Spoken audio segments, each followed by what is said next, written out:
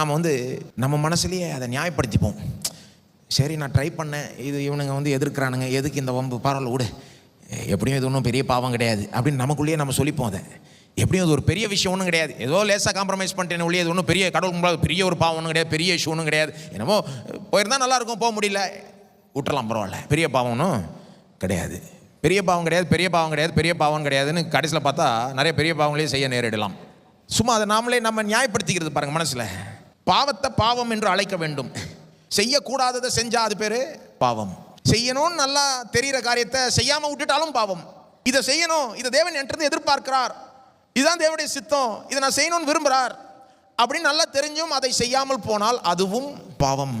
யாக்கோபு 4:14 சொல்லுது, ஒருவன் நன்மை செய்ய அறிந்தவனாய் இருந்தும் அதை செய்யாமற் போனால் அது அவனுக்கு பாவமாய் இருக்கும். நன்மை செய்யறதுனா என்னன்னு தெரியும், அதை செய்யணும்னு தெரியும், ஆனாலும் செய்யாமல் போயிட்டா அது அவனுக்கு பாவமாக இருக்குன்றார்.